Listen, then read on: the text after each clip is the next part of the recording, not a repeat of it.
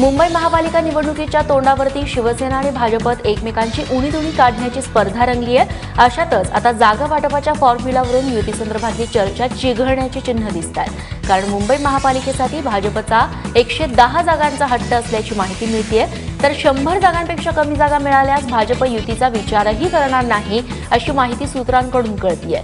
तर शिवसेना भाजपसाठी फक्त 80 जागा सोडायला तयार असल्याचंही समजतंय. त्यामुळे जागा वाटपाच्या फॉर्म्युलावरून युतीची चर्चा फिसकटणार का, याकडे आता मुंबईकरांचं लक्ष लागलंय. मोठा भाऊ जो असतो काय मोठा भाऊ असतो तो अचानक लहान कसा होऊ शकतो? मोठाच असतो. महाराष्ट्रात शिवसेना मोठाच पक्ष आहे, राहणार. कारण आम्ही म्हणजे काय काल उगवलेली छत्री नाही आहे ना, पावसाळ्यात उगवली तशी. बाळासाहेब ठाकरेंनी या महाराष्ट्रात जे पेरल्या गेल्या 50 वर्षापासून ते असं कोणाला छाटणी करता येणार नाही. निवडणुकांच्या तोंडावरती भाजप आणि शिवसेनेत सुरू झालेल्या दशावताराचा रोज नवीन अंक मुंबईकरांना पाहायला मिळतोय. चिंकारा मारणाऱ्या सलमान खानची मुंबई महापालिका ब्रँड अँबॅसेडर म्हणून कशी नियुक्ती करू शकते, असा सवाल विचारून आशिष शेलार यांनी शिवसेनेवरती हल्लाबोल केला. मुंबईतल्या एका कार्यक्रमात ते बोलत होते. मुंबई महापालिकेनं स्वच्छता दूत म्हणून सलमान खानची नियुक्ती केली आहे. त्या पार्श्वभूमीवरती शेलारांनी शिवसेनेवरही टीका केली आहे. आम्ही कुठल्याही अभिनेत्याच्या विरोधात नाही, पण भूमिका जी समोर येते त्याच्यामुळे मनात प्रश्न निर्माण हा होतो की सलमान खान यांनाच ब्रँड अँबॅसेडर म्हणून का निवडण्यात आलं. कधी कधी मनात हा प्रश्न पडतो, ज्यांनी पेंग्विनला मारलं त्यांनी काळवीट मारणाऱ्यालाच ब्रँड अँबॅसेडर का नेमलं, ह्या प्रश्नाचं उत्तर त्यांना द्यावं लागेल.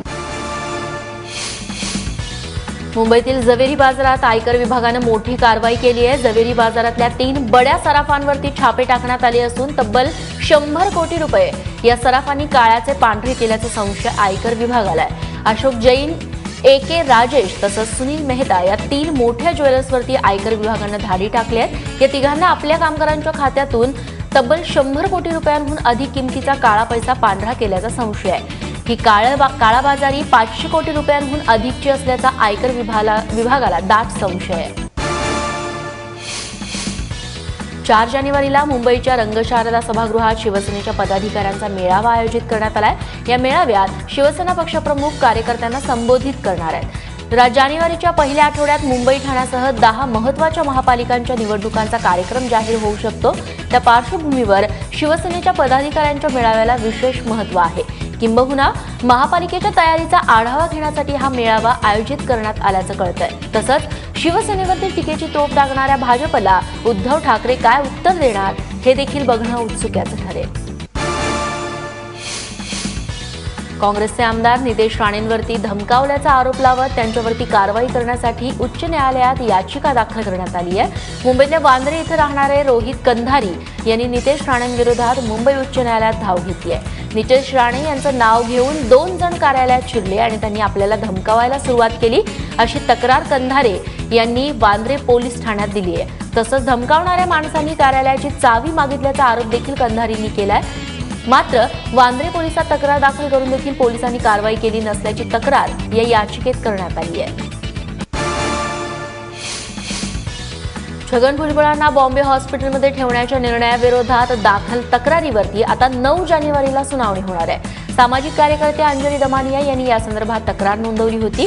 बॉम्बे हॉस्पिटलमध्ये छगन भुजबळ यांना मोठ्या ऐशो आरामात ठेवण्यात आलं होतं.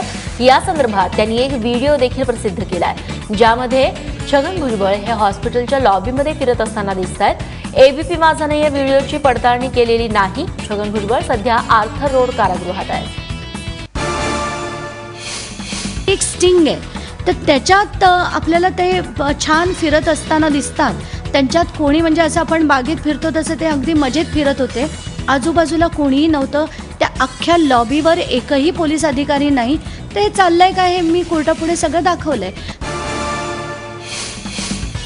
रेल्वे विभागाने कॅशलेसला प्रोत्साहन देण्यासाठी पास खरेदीवरती 0.5% सूट देण्याचा निर्णय घेतलाय. डेबिट आणि क्रेडिट कार्डद्वारे पास काढणाऱ्यांना ही सवलत मिळणार आहे. पासच्या मूळ रकमेत ही सूट दिली जाईल. 1 जानेवारी 2017 पासून या मुंबईत उपनगरीय रेल्वे मार्गावरती नव्या निर्णयाची अंमलबजावणी सुरू होणार आहे. नवजात बालकाला रेल्वे स्थानकावरती सोडून जाणाऱ्या महिलेची दृश्य सीसीटीव्हीत रेकॉर्ड झालेली आहेत. नवी मुंबईतील नेरूळ रेल्वे स्थानकाजवळ ही घटना घडली आहे. या प्रकरणी नेरूळ पोलीस ठाण्यात गुन्हा दाखल करण्यात आला असून सीसीटीव्ही फुटेजच्या मदतीनं महिलेचा शोध घेतला जातोय. 2 महिला ओढणीमध्ये बाळाला लपवून रेल्वे स्थानकावरती आल्याचं या दृश्यांमध्ये स्पष्ट दिसतंय.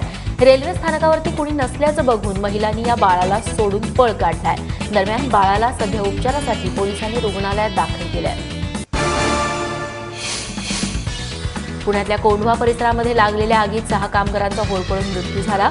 आगीच्या ठिकाणापासून हाकेच्या अंतरावरती अग्निशमन दल होतं, मात्र या ठिकाणी आग विझवण्याची साधनच नव्हती अशी माहिती समोर येतेय. भाजप सेनेच्या श्रेयवादात मुख्यमंत्र्यांच्या हस्ते या अग्निशमन दलाचं घाईघाईत उद्घाटन करण्यात आलं, मात्र त्यात आवश्यक साधन सामुग्री नसताना उद्घाटन केलंच कसं असा सवाल आता या निमित्तानं उपस्थित केला जातोय. त्यामुळे प्रशासनानं उद्घाटनापेक्षा आवश्यक साधन सामुग्रीकडे लक्ष दिलं असतं तर परिस्थिती ओढावली नसती अशीही चर्चा आहे. कोंढवा परिसरातल्या गगन एव्हेन्यू इमारतीच्या कमर्शियल कॉम्प्लेक्समध्ये बेक्स अँड केक्स या बेकरीला लागलेल्या आगीत 6 कामगारांचा होरपळून मृत्यू झाला होता. पुण्यात काल बिब्वेवाडी परिसरातल्या आई माता मंदिराच्या मागे गोडाऊनला भीषण आग लागली. 3 तासांच्या अथक परिश्रमानंतर अग्निशमन दलाच्या जवानांनी या आगीवरती नियंत्रण मिळवलं. रहिवासी परिसरामध्ये ही आग लागल्यानं एकच खळबळ उडाली होती. आजूबाजूच्या घरातील नागरिकांची भीतीनं गाळ उडाली होती. आगीत सुदैवानं कुठलीही जीवितहानी झालेली नाहीये, मात्र संपूर्ण गोडाऊन आणि त्यात असलेला कार्पेटचा मोठा साठा जळून खाक झालाय.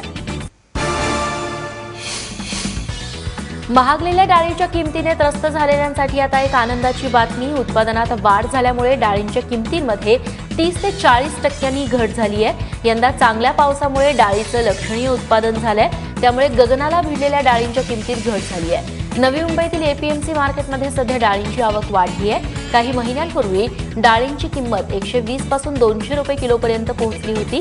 30 डाळ आता 40 रुपयांपासून 100 रुपयांपर्यंत मिळतेय, त्यामुळे सर्वसामान्यांना दिलासा मिळाला आहे.